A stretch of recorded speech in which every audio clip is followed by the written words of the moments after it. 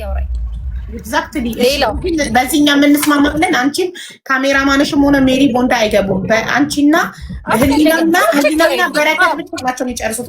ህሊና ለበረከት በረከት ተቀበለ። ስለዚህ ሁለታችሁ ብቻ ነው የምታረጉት። ሌላው ዲል ላይ መሰለኝ ብሎ ነገር የለም። አግሪመንት ነው። ሪትን ያልሆኑ አግሪመንቶች ነበሩን። ልክ ነሽ። ምክንያቱም እኛ አላማችንም መስጠት ነው።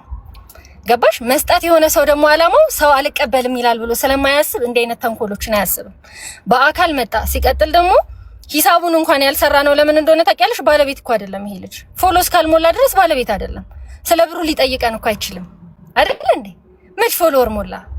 ይሄን ያህል ብር ሽጣችሁ ትሰጡኛላችሁ ብሎ ከኛ ጋር ዲል ለማድረግ ባለቤት መሆን አለበት። ቪው አሟልቶ ቻሌንጁን ተቀበለ እንጂ የሜሪ ቦንዳ ባለቤት አይደለም እስካለሞላ ድረስ። ስለዚህ ስለ ሂሳብ ሊያወራን አይችልም። አንድ ሰው ስለ ሂሳብ ሊያወራ የሚችለው 100,000 ፎሎወር መልቶ ልክ ሜሪ ቦንዳ ያንተ ነው ከተባለ ጊዜ በኋላ ነው። እኛ እኮ ቪውህ በልጧል፣ አሁን ቻሌንጅ መቀበል ትችላለህ ነው እንጂ ያልነው ባለቤት ነህ አላልነው። ገባሽ? ስለዚህ ይሄን በፍጹም ሊያደርግ አይችልም። እንደ አይነት ዲል ሊኖረው አይችልም። ቢካዝ ባለቤት አይደለህም በረከት። ባለቤት የምትሆነው ልክ ፎሎወሩ ሞልተ አሁን በ21 የመጣህ ቀን ስናስረክብህ ነው። ከዛ ቀን ጀምሮ ነው አንተ የዛ ሱቅ ባለቤት የምትሆነው። እንደ ህጉ እንደዛ ነው። እሺ ሌላኛው ደግሞ አንፎሎ ቻሌንጅ አስጀምሮ ነበር። ውሉን ቀድሞ ከኛ ያፈረሰው ማን ነው? እራሱ በረከት ላይቭ ላይ ገብቶ እያለቀሰ የዛኑ ቀን ማታ አንፎሎ አድርጎ ሜሪ ቦንዳን አለ። ሶ ልክ የዛ ሰዓት ላይ ውሉ ተቋረጠ ማለት ነው። ቢካዝ ዲላችንን አፈረሰ። መጀመሪያ ግን ላይቭ ሪካርዱን እነሱ አምጥተው ማየት አለብን። ለምን ምን ብሎ እንደተናገረ ይሄው ልክፈትልሽ። እኔ ማሪ ቪዲዮዬን አይተሽዋል? እባክሽን ቪዲዮ ካለሽ ፖስት ያደረኩት ቪዲዮ እያንዳንዱ ኤቪደንስ ባይዘ ቆራርጬ ቢሆንም የኔ ጌታ ከያረከው ነገር የተቆራረጠ ሳይሆን ቅድሚያ ምን ቃል ነው የተናገረው? ለምን አንቺ ያልሽኝ ይኸውልሽ አልሰጡኝም። ቤተሰብ እየገባችሁ የሜሪ ቦንዳን አካውንት አንፎሎ አድርጉ። አሁን ዳይሬክትሊ እንደዛ ነው። እግዚአብሔርን ላይቭ ሪካርድ አንፎሎ ቻሌንጅ አድርጉ። ተገናኘን፣ ሰላም አለኝ፣ ተያይዘን ወደ ሱቅ ገባንና ላይቭ ላይ መሆኑን ጭራሽ አላወኩም ነበር። ቀጥታ እንደገባን እንደ ትናንትና ሱቅ መጥቶ ማስገመቱን አላቅም። ያንንም አልነገረኝም። ያንንም በሆዱ ይዞ መጥቶ ቀጥታ ላይቭ ገፈተና ላይቭ ላይ ቤተሰብ ይሄ እቃ 1.5 አያወጣም 300,000 ነው የሚያወጣው አለ። ላንቺ ምንም ነገር ሳይልሽ አምኗል ብሏል እኮ አለ። እኮ ብሏል። የመጀመሪያው እሱ ነው። ከዛ ደግሞ የዛኑ ቀን እንጂ ሌላ ምንም ክፉ ነገር አያወጣም፣ እቃ አያወጣም አልኩ እንጂ ይቆሉ አድርጉ። አንድ ሰው ይሄልሽ ፍቅሬ፣ አንድ ሰው ፍቃድሽን ሳይጠይቅ ሐሳብ የገባሽ ቀና ሰው እኮ እና ስጦታ ለመቀበል ፍቃደኛ የሆነ ሰርቶ ለመለወጥ የፈለገ ሰው እኮ እናቴ ምንድነው መሰለሽ የሚያደርገው? ህሉ አይደል ይደውልና እኔ አስገመትኩትኝ እንዲህ አልሆነም ተባለ። ነገ ጧት ስመጣ ከሜሪ ጋር ሆነን አንድ ላይ እንድናወራበት ፈልጋለሁ አይደለም የሚለው። የመጀመሪያ ቀን ነይ ቤቴ ተቀበይኛለኝ ልጅ፣ የመጨረሻው ቀን እና በረከት ፒክ ላድርግህ እለዋለሁ። አይ እኔ ራሴ እመጣለሁ ነው ያለኝ። ከዛ መጣ። ሲመጣም ቁልፍ ስጭኝ ነው ደውሎ ያለኝ። ጠዋት ቁልፍ መቼ ነው የምትሰጡኝ? መቼ ነው የምታስረክቡኝ? 300 ፎሎወር ይጎለዋል። አዎ ግን ችግር የለውም እኮ ይሞላል። በቃ እሺ ችግር የለውም ማለት ይሄ ያጣላንም ተስማማን። ከዛ ከመጣ በኋላ ማለት ላይቭ እንደከፈተ እኔ በፍጹም አላየሁኝም ማለት ነው። በፍጹም አላየሁኝም። ኢማጂን ይሄ እኔ እናቴ ትሞት ኢቭን ሜሪ ቦንዳ የለችም አልኩሽ፣ ባለቤቷ የለችም። በቃ የሚቀርጸኝ ካሜራማን አለ፣ እኔ ያለሁኝ። ሁለታችን እየተንጦለጦልን ስንሄድ አምስት ወንድ ሰብስበው ነው የጠበቀኝ። ኢማጂን ሴት ሆኜ 5 ወንድ ሰብስበው ምን እንዲያደርጉኝ ነው? ምን እኔ ላይ ምን እንዲያደርጉ? 5 ወንድ ሰብስበህ ተው አትቅረጹኝ እንኳን ስላቸው አቁሙ እንኳን አላላቸውም። እግዚአብሔርን ጓደኞቹን ሰብስበው መጥቶ አምስቱ ነው ሲጮህብኝ የነበረው። ክርስቶስን እንዴት ስሜታዊ እንደሚያደርግ ልነግርሽ አልችልም። እሱ ብቻ አይደለም እንዲህ ማድረጉን ታይውና የመጀመሪያ ቀን ስትመጣ 5 ሆነ አልመጣህም። ይሄ አጠገቤ ያለው ልጅ እንኳን አልነበረም። እኔ እናንተ ስናወራ ገባ። ከዛ በኋላ እኔ በቃ እግዚአብሔርን ልሰጥ ይሄ ደግነትሽን ውስጥሽ ያለውን ጥሩነት ምናምን በጣም ነው በቃ እንዲህ አይነት ሞመንቶች የሆነ እግዚአብሔርን ለሰው የምታረጊው ነገር እንድትሰበስብ የሚያደርግሽ በቃ እኔ ከልቤ ነው ያዘንኩት ጌታ። እሱ ብቻ አይደለም ይሄ እኔም ቀመር ውስጥ ከቶኝ ለማስጠቆር ሐሳብ የገባሽ በቃ ይሄ ህዝብ ፊት ለማዋረድ አለ አይደለ? ላይቭ ገብቻለሁኝ እና በህዝብ ፊት ነው የምጠይቅሽ። ለምን መጀመሪያ በግል አትጠይቀኝም? እኔ እናንተ እንዴት ተስማማ ነው? ልክ አይደለም ያረክሽው ለህ አትጠይቀኝም? ቀመር ስላሰብክ ነው እንጂ ህዝብ ፊት ላይቭ ላይ ገብቶ መጀመሪያ ደግሞ ቪዲዮ ነው ሳይሻለኝ ባይ ዘ ወይ ቲክቶክን ገብተሽ ታያለሽ። እንዴት ናችሁ? እኔ በቃ ወደ ስራ ምክንያቱም የመጣሁት ቁልፍ ሰጥቼው ሌላ ነው፣ ሌላ ነገር የለብኝም። በቃ ቦንዳ ቤቱን በጣም የሚፈልገው ነው የመሰለኝ። ጓደኞቹን ራሱ ሳያቸው እኔ የደስታ ሊቀርጹት የመጡ ነው የመሰለኝ ታውቂያለሽ። ከዛ ከፈቹ በእናትሽ ቪዲዮን ይልሽ መጣ ሃይ ቤተሰብ በቃ እንዲህ ሊሆን ነው ምናምን ብዬ አቀፈኝ እኮ ደግሞ እግዚአብሔርን የገረመኝ አቅፎኝ በቃ ይሄ ይሁዳ አለ አይደል ይሄ አቅፎሽ ስሞሽ ምናምን ገባ ብሎ ይኸውላችሁ ቤተሰብ ብሎ ወደ ላይቭ ይሄ ሰው የማዋረድ ምናምን ቶታሊ በጣም ነው የተበሳጨሁት። በቃ ይሄ ያለ አይደል በጣም ነው የተበሳጨሁት በጣም እና ማውራት እንኳን አልቻልኩኝ፣ ማስረዳት አልቻልኩም፣ እጄ እየተንቀጠቀጠ። ከዛ በጣም ተበሳጨኝ። ቀጥታ መኪና ውስጥ ነው የገባሁት። ትንሽ ቆየሁኝና ይኸውልህ በረከት ቁልፍ ይሸጣል ምናምን ብዬ ላስረዳውን ብዬ ይቀርጹኛል። ይኸውልህ አልኩት አንድ ሰው ይቅረጸኝና በህግ ነው የምጠይቃችሁ ካለ ፍቃዴ አናቆምም። ላይቭ መግባት መብታችን ነው፣ ይሰማል ላይቭ ሪካርዶቹ ላይ እንዳለ በህግ ጠይቀሃለሁ። ከዛ የዛን ቀን ተለያየን ምናምን። እዛን ሰዓት ላይ ግን ምን ሲል እንደነበር ተከፍ ይሄ ሞሎ የሆነ ልብስሽን የምር ሰርቶ መለወጥ የፈለገ ሰው ሲጀመር እንደዚህ ያደርግም። ልትሸጠው ነው የፈለከው። መጥቶ ሊሸጥ አስገምቶ ደላላ የማይሆን ብር ጠራለት። ከዛ በኋላ አለቀሰ፣ ወድባሰው ምናምን። ኤክስፔክቴሽኑ ወዲያው 1.5 ሚሊዮን ሽጦ እንደሚያፍስ ነው በቃ ያሰበው። የምር መስራት የፈለገ የሚለወጥ ሰው እንደኔና እንዳንተ ከታች የተነሳ ሊስትሮ የሚሰራ ሰው ይሄንን አይንቅም። ሰርተህ ነው ያመጣኸው። እኔ ሰርተህ ማምጣትህን አልናኩኝም። ሐሳብ የገባ ሰርተህ በላብህ ስላመጣህ መጠየቅ ትችላለህ። የጠየክበት መንገድ ግን አግባብ አይደለም። በተንኮል ነው የጠየከኝ። በጣም ያናደደኝ እሱ ነው። ሰርቶ መለወጥ የሚፈልግ በሚል ተስማማንና በቃ ኦልሬዲ ሞልተኸዋል። ስለዚህ ያለውን ነገር ላይቭ ላይ ትጠይቃታለህ። እንደዚህ ተብያለሁ ምንድነው የምትይኝ ብለህ ትጠይቃታለህ። ከዛ እዛው ላይ ታስረዳሃለች። በስነ ስርዓቱ እዛው ተረካክበን እንለያያለን የሚል ውሳኔ ወሰንንና ሄድን ማለት ነው። ውሳኔውን ስንወስን እውነት ለመናገር እኛ ጋር ያለው ሞቲቭ የኔጌቲቭ አይደለም። ምናልባት የተጭበረበረ ነገር ካለም ህዝቡ በሚያየው መልኩ፣ ምክንያቱም 1.5 ሚሊዮን የማያወጣ ነገር ነገ ተረክበህ አንተ ማደጋ ውስጥ ብትገባ ማንም ሰው አይሰማህም፣ ማንም ሰው አይደግፍህም፣ እንዲያውም ይቀልድብሃል፣ ሙድ ይዝብሃል። ስለዚህ ያለው ነገር ፊት ለፊት ህዝብ በሚያውቀው መልኩ ፐብሊክ ቻሌንጅ ነው። በቃ ፐብሊክሊ አውጣውና ፐብሊክሊ ተረከብ። ስለዚህ በዛ መልኩ እናድርገው ተባባልን። ቪዲዮ ላይቭ ላይ አድርገን ሄድን። በዛ መልኩ ነው የሄድ ነው ማለት ነው። ሚስ አንደርስታንዲንጎች ተፈጥረዋል ማለት ነው በነሄሉ በኩል። እነሱ ከአንዳንድ ነው ጸባያቸው የተለወጠው፣ በአንዴ ነው ሁሉ ነገር የተለወጠው። እንዲያውም ሜሪ መታ በስነ ስርዓቱ እየተነጋገርን ነበር። በኋላ ላይ እንዲያውም ሄሉ መጣችና ከሜሪ ጋር እየተነጋገርን ሁኔታውን ወደ ሌላ መልክ ተለወጠ። ካሜራማኑ ሁሉ እየተሳደበ ነበር ማለት ነው። ይሄው ነው ያለው ሀቡ። ኦኬ አንዴ ቆይ አንዴ ሽንትሽ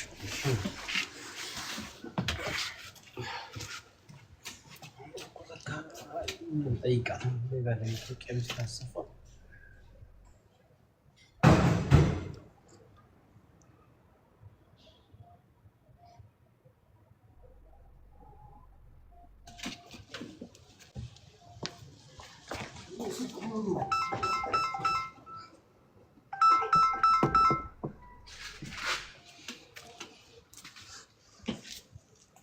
ኦኬ እሺ። ስለዚህ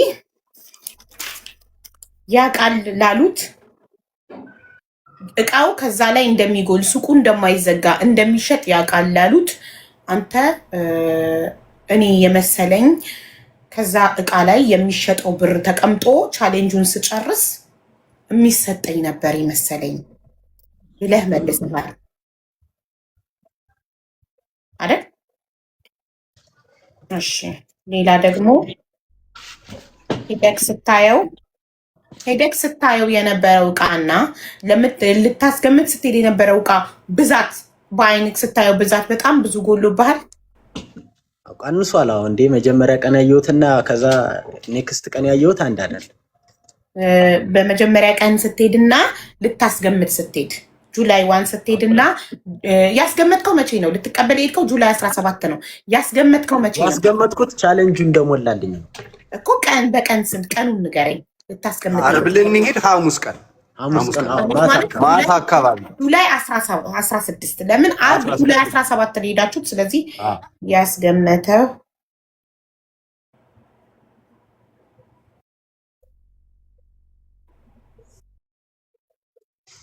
ጁላይ 16 ያስገምትክበት ቀን ነው። በ16 ቀን ውስጥ ብዙ እቃ ጎሎ ብዙ ልብሶች ተሽጠውለት ጎለው አይተሃል ማለት ነው። ስለዚህ ዋጋውን ያወረደው የእቃው የኳንቲቲ የብዛት መጉደል እና ደግሞ የእቃው ኳሊቲ ነው እናንተ የምትሉት። አዎ ኦኬ። እናንተ ስትገምቱ ለምሳሌ አንድ ቀሚስ እዚህ ጋር የሚያሳየው ሜሪ ቦንዳ እቃዬ ያወጣል ብላ የላከችው ሊስት ውስጥ የሚያሳየው የአንድ ቀሚስ ዋጋ 3500 ነው። እዛ 1500 ብር በላይ አይሸጥም በምንም አይነት ማለት የትኛውም አይነት ቦንዳ ገማች የትኛውም ጥራት ያለው እቃ ቦንዳ ሻጭ ከ1000 ብር ከ1500 ብር በላይ አይገምታቸውም። እዛ ያሉ ቀሚሶች ነው የምልሽ። አሁን እኮ 4000 5000 ሁሉ የሚሸጡ ቦንዳ እቃዎች አሉ። 6000 የሚሸጡ ጽድት ያሉ የቦንዳ ቀሚስ እቃዎች አሉ። የማይገኙ እንዲያውም በጣም የማይገኙ ወንትድ የሆኑ እቃዎች አሉ። እዛ ያሉ እቃዎች ከሁለታችሁም ገለልተኛ ወገን ሄዶ ነው ማየት ያለበት። እሱን እኮ ነው የምልሽ። እኛም ያልነው በስነ ስርዓቱ ገለልተኛ ወገን ሄዶ አይቶ ገምቶ በስነ ስርዓቱ እኮ በቃ ይሞላል ተብሎ ከተሰጠው አክሴፕት አድርጎ ስራውን ይቀጥላል። ኦኬ ከ3500 ነው እዚህ ጋር የተመዘገበው የተሰላው። እናንተ በስንት ነው ያስገመታችሁት? አንዱን በስንት? 1500 ብር በላይ አይበልጡ። ስለዚህ እናንተ በ1500 ነው ያስገመታችሁት። አዎ። እነሱ ደግሞ ቪዲዮን ሲሰሩ ግምቱን ሲያወጡ በራሳቸው ፕራይስ በራሳቸው በሱቅ ፕራይስ ነው። አንድ ሰው በዛ ፕራይስ የመስማማትም እኔ አንድ ቦንዳ ገብቼ 3500 ስትለኝ ካዋጣኝ ይገዛሉ፣ ካላዋጣኝ ትይወጣለሁ አይደል? የሱቋ ባለቤት እቃዋን እንደ ፕራይሷን የምታወጣው እንደ ራሷ እንደ እንትኗ ነው። በዛ የተስማማ ይስማማል፣ በዛ ያልተስማማ አይስማማም። ቻሌንጁን ለመቀበል በረከት በሄደ ጊዜ አይቶ እሱ ያው እውቀቱ ስለሌለው ባለሙያ ስላልሆነ አያውቅም። ያውጣ አያውጣ ግን የእሱ አለማወቅና የእሱ ባለሙያ አለመሆን የእነሱ ችግር አይደለም። እሱ ከመቀበሉ በፊት ቻሌንጁን ባለሙያ ይዞ ሄዶ ማስገመት ነበረበት። ራይት ቢሆን በጣም ጥሩ ነበር። አዎ ቴንክ ዩ። እሺ አንደኛ እኔ በሁለቱም ሳይድ በሁለቱም ወገን ችግር አለ፣ በሁለቱም ወገን ስህተት አለ። በበረከትም በነሱም። ምክንያቱም አንደኛ ቻሌንጅ ሲወጣ ቀን ሳይጠቀስ አይወጣም። ሁለተኛ ቻሌንጁ ላይ በ15 ቀን ውስጥ 100,000 ፎሎ ያደረሰ ሰው አሁን እኔ ቻሌንጅ ባወጣ በ15 ቀን ውስጥ አካውንቴን 100,000 ያስገባልኝ ሰው 1.5 ሚሊዮን የሚገመት እቃ እሰጠዋለሁ። በዛ 15 ቀን ውስጥ ግን ሱቄ ክፍት ስለሚሆን እቃ ሊጎል ይችላል፣ እቃ ሊሸጥ ይችላል። የሚሸጠው ብር ኪሴ ነው የሚገባው። የሰራተኛ ደሞዝ ነው፣ የሱቅ ኪራይ ነው፣ የመብራት ነው የምከፍልበት። ስለዚህ በ15 ቀን ውስጥ 1.2 ሊደርሰው ይችላል፣ 1 ሚሊዮን ሊደርስ ይችላል። ይሄን መጥቀስ ነበረባቸው። እነሱም ቪዲዮ ላይ የሚሸጠው እቃ እንደሚጎል መጥቀስ ነበረባቸው፣ ቀን መጥቀስ ነበረባቸው። እሱም ደግሞ ቻሌንጁን ሄዶ ሱቅ ድረስ ሲቀበል ባለሙያ ይዞ ሄዶ ማስገመት ነበረበት እንጂ ቻሌንጁ ሲያልቅ ጠብቆ አይደለም የሚያስገምተው መጀመሪያ። ምክንያቱም አንድ ትራንስፖርት ኮንትራክት ሲይዝ እኮ ተሰቅዬ ቦታው ከደረስኩ በኋላ አይደለም ከሹፌሩ ጋር የምደባደበው። መጀመሪያ ነው ዋጋ አነጋገርና ያዋጣኛል፣ ይስማማኛል፣ አቅሜ ነው መክፈል እችላለሁ ብዬ ተስማምቼ ምገባው እንጂ አንድ ሀሳብ ልንገርሽ አቢባዬ፣ አንድ ሀሳብ ልንገርሽ። አሁን ይሄን ለማለት እኔ ቻሌንጁ ለእኔ ብቻ ቢሰጠኝ ኦልሬዲ ይህንን የማረጋገጥ መጀመሪያ ግዴታ እኮ 1.5 ይላል እኮ ሀቢባ። ለሁሉም ሲወጣ 1.5 ሚሊዮን የሚያወጣ እቃ እሰጣለሁ ይላል እኮ። በቃ ኦልሬዲ ተነጋግሯል። መጀመሪያ ለኔ ቢሰጥ እነሱ በገመቱት ነው። እሱ ደግሞ በራሱ ሰው አስገምቶ መጨረሻ ላይ ሳይሆን በራሱ ሰው የሚያስገምተው መጀመሪያ አክሰፕት ከማድረጉ በፊት ቻሌንጁን ሱቅ ሄዶ ቪዲዮ ሲሰራ ባለሙያ ይዞ ሄዶ ማስገመት ነበረበት። አስገምቶ ይሄ እኮ ቻሌንጅ ነው። እንትኑ ባይሞላለት ይሄ ሱቅ የሱ ላይ የማይሆንበት እድል ስላለ የሱ ላልሆነ ነገር እንዴት ያስገምታል? የሱ መሆኑን ሲያረጋግጥ እኮ አልኩሽ እኮ ቻሌንጁን እንደሞላው እኮ ባለሙያ ወስዶ አናግሯል።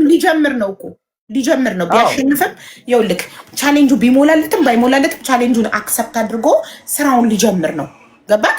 ስራውን ሊጀምር ነው። በ15 ቀን ውስጥ እነሱ ቀን መጥቀስ ነበረባቸው፣ ቀን አልጠቀሱም። የእነሱ ስህተት። እሱ ደግሞ ቻሌንጁን ሲቀበል ሱቅ ድረስ ሄዶ ቪዲዮ ሲሰራ መጀመሪያ አሳይተውት ይሄ ነው የምትረከበው ሲባል ኦኬ 1.5 ያላችሁት ከእናንተ ፕራይስ አንጻር ነው አይደለ? እኔ ደግሞ የራሴን ሰው አምጥቼ አስገምቼ ኦኬ እውነትም እንዳሉት 1.5 ነው። እስማማለሁ፣ እቀበላለሁ፣ ስራዬን እጀምራለሁ። ገባክ? ቢሳካም ባይሳካም እጀምራለሁ። ከዛ ሲሳካ ጭቅጭቅ አይመጣም፣ ቀጥታ እቀበላለሁ። እሱም ማስገመት ነበረበት በራሱ ሰው። ታክሲው ከወሰደ ከጨረስክ በኋላ አይደለም ፕራይስ የምትከራከረው። ሁለቱም ወገን ስህተት ሰርተዋል። እንደገና የሚሸጠው 15 ቀን ክፍት እስከሆነ ድረስ የሚሸጠው እስከዚህ ላይ አንድ ፓንቲም አንድ ካልሲ የሚሸጥበት ብር ለእኔ አብራችሁ ነው ከእቃው ጋር የምትሰጡኝ ወይንስ ለራሳችሁ ነው የምትወስዱትን ብሎ መጠየቅ ነበረበት። እነሱ መጠየቅ ግን አቢባ እዚህ ጋር ይቅርታ አድርጊልኝና ይህንን እኔ መጠየቅ እኮ ሲጀመር የለብኝም። ምክንያቱም እኔ መጨረሻ ላይ ነው አይደል የምረከበው። እኛ እንደዚህ እየሸጥን ነው አላሉኝም፣ እየሸጡ ነው ኦልሬዲ አይደለ። ስለዚህ መጨረሻ ላይ ግን የመረከብ ይችላል። በረከትዬ ቪዲዮ ልትሰራ ወደ ሱቅ ስትሄድ ሱቁ ዝግ ነበር? ቪዲዮ ክፍት ነው እየተሸጠ እያየህ። ታዲያ ከንብረትክ ላይ እየተነካኩ ነው። አንተ ቻሌንጁን ካጠናቀቅ እንደሚሰጥ ታውቃለህ። ስለዚህ ኢንኬዝ ቻሌንጁን ካሳካሁት ከተሳካልኝ ዛሬ እየተሸጠ ያለው እቃ ዛሬም ነገም ቻሌንጁን እስከምጨርስ የሚሸጠው እቃ ብር ለእኔ ነው ወይስ ለእናንተ ነው ብለህ መጠየቅ ነበረብህ። ግን እውነት ለመናገር መጥቀስ ነበረባቸው። እውነት ለመናገር በጣም ስማርት ሰው ኔጌቲቭ ነገሮችን ቀድመሽ ማየት ምችይ ሰው ምናምን ካልሆንሽ ይሄ ሊመጣ አይችልም ማለት ነው። ባለሙያ ይዘህ መሄድ ነበረብህ ያልኩት። አዎ እኮ አሁን እኛ ያደረግነው እየነገርንሽ ነው። እኛ የእሱ መሆኑን ስናረጋግጥ ወይም ደግሞ ፎሎ ቻሌንጁን እንደሞላው ስናረጋግጥ ነው ቼክ ያስደረግነው። ለምንድነው ቼክ ያስደረግነው? በቃ የሆነው ይሁን። እውነት ለመናገር የተነጋገርንም የነበረው ቺት አይደረግበት ወይም ምንድነው አይዋሽበት። 1.5 ሚሊዮን ብር ተሰጠው ተብሎ 1.5 ሚሊዮን የማይሞላ እቃ መቀበል የለበትም። ኦልሬዲ 1.5 ሚሊዮን ብር የሚሞላ እቃ ነው መውሰድ ያለበት። እኛም የተነጋገርነው ራሷን ማነው ሜሪንም ያናገርናት እኛ መቀበል እንፈልጋለን። አልቀበልም አላልንም። ይሄው ይቀበላል፣ የመጣውም ሊቀበል ነው። ነገር ግን በስነ ስርዓቱ ተቆጥሮ ይሄው ይሄ ነው ይሄ ነው ይሄ አሁን በመጣው ዝርዝር መሰረት የዝርዝሩን ቀርቦ ይሄው በዚህ መሰረት በእናንተም በኩል ገለልተኛ በእኔም በኩል ገለልተኛ እናምጣ። ይሄ ነው ስርዓቱ። በቃ የቻሌንጅ ነው፣ አሸንፏል። 1.5 ሚሊዮን ብር ነው የተባለው። በ1.5 ሚሊዮን የሚሞላ እቃ ይሰጠው ነው ዳትሲት። ሌላ እኮ አሁን ፕሮሰሱን ምኑን የተፈጠሩ ችግሮችን ምናምን እንዳለ ሆነው ፋይናል አውትፑቱ ላይ የመጣ ነው። ግን እኛ እቃውን ለመቀበል ነው 1.5 ሚሊዮን ብር የሚያወጣ እቃው። ሌላ ደግሞ ምን አለ በ17 ለመቀበል ነው የመጣችሁት። በ16 ኦልሬዲ ያስገምታችሁ እንደማያወጣ አውቃችሁ ነበር። ለምን የዛን ዕለት በ16 አልተናገራችሁም? ላይቭ ላይ መናገሩ ለምን መረጣችሁ ነበር ጥያቄ። በ16 ባለሙያ ወስዶ አስገምቶ ኦልሬዲ 300 ሺህ ብቻ እንደሚያወጣ ስታውቁ ለምን የዛን ዕለት እዛው አልጠየቃችሁም? እቃው እኮ 1.5 እኛ እንዴት እስካሁን እንደዛ አልነገሩንም? በዚህ ደረጃ የወረደ እቃ ለምንድን ነው እስካሁን ያቆዩት? ዜር ኢዝ ሰምቲንግ ብለን አሰብ። የተሳሳተ ጥሩ ያልሆነ ነገር አለ ማለት ነው። እንደሱ ከሆነ ደግሞ እኛ ብቻችንን እዛ ከምንጋፈጥ ህዝብ እያየ በግልጽ ሁሉም ፐብሊክ ቻሌንጅ ነው። ፐብሊክ ቻሌንጅ እንደመሆኑ መጠን ህዝብ ፊት ቆጥረው ያስረክቡናል። ስለዚህ ቀድመን ላይ ማንኛውም ሰው በአሁን ሰዓት ይህንን እኮ አልሰጡንም። አሁን እኛ ይህንን ነገር ካነሳን በኋላ የሰሩት ዝርዝር ነው ይሄ። አሁን እኛ ይመጣ እቃው አለ እኮ ነው ያሉ። ይሄ እቃ እሺ ይኸውልሽ ሀቢባ፣ እኛ ይሄ እቃ ካለ ሀቢባ፣ ይሄ እቃ ካለ ይሄ ዝርዝር እቃ ካለ ከሁለቱም ወገን ያልሆነ ሰው ይምጣና እቃውን ቆጥሮ ይሄው በረከት 1.5 ሚሊዮን ብር የሚያወጣ ይሄ ነው ይበለው። በስነ ስርዓቱ አክሴፕት አድርጎ አፕዴት ማድረግ ያለበትን ነገር አፕዴት አድርጎ ስራውን ይቀጥላል። እሱ መስራትና መለወጥ ነው የሚፈልገው። እንዴት ያውቃል? ሳትጠይቁ እንዴት ይሰጣችኋል? እናንተ እኮ በ16 አስገብታችሁ እኛ እኮ ጠየቅን እኮ መተናል እኮ በላይቭ። ለምን በላይቭ ሆነ ስንጠይቅ እኮ ጥያቄው ለምን በላይቭ ሆነ? ለምን ላይቭ ውስጥ ገባችሁ ነው እኮ እዛ ጋር ሁከት የፈጠረው። ለምን በላይቭ ታናግሩናላችሁ? ለምን ዝም ብላችሁ አትጠይቁንም? እኛ ደግሞ ስጋታችን ዝም ብለን ብንጠይቅ ምንድነው ይሄ ቪዲዮ ተሰርቶ እንደመጣው ሁሉ እኛ ስለ ኤዲቲንግ ስለ ምናምን የምናውቀው ታሪክ የለም። ከዚህ ከዛ አምጥታ የሰራችውን ቪዲዮ አይተሽዋል። ሌላ ታሪክ የሆነ ቪዲዮ ማለት ነው። ከእውነታው ፈጽሞ እንደዚህ አይነት ቪዲዮ እንደሚሰራብን ቀድመን አውቀን ነበር። ስለዚህ ላይቭ ግን ምንም የምትዋሽው ነገር የለም። ህዝብ ያየዋል። እያንዳንዱን ነገር እየተከታተለ በስነ ስርዓቱ እንረከባለን የሚል ሀሳብ ነው። ላይቭን ከመጀመሪያ ክፈቱትና እንየው። እዚሁ ላይ ነው ያለው ላይቭ አሁን የምናወራበት ስልክ ላይ። እሺ በጣም እሺ ልንገራችሁ አንዴ ህሊና ያለችው ዳይሬክትሊ መጣ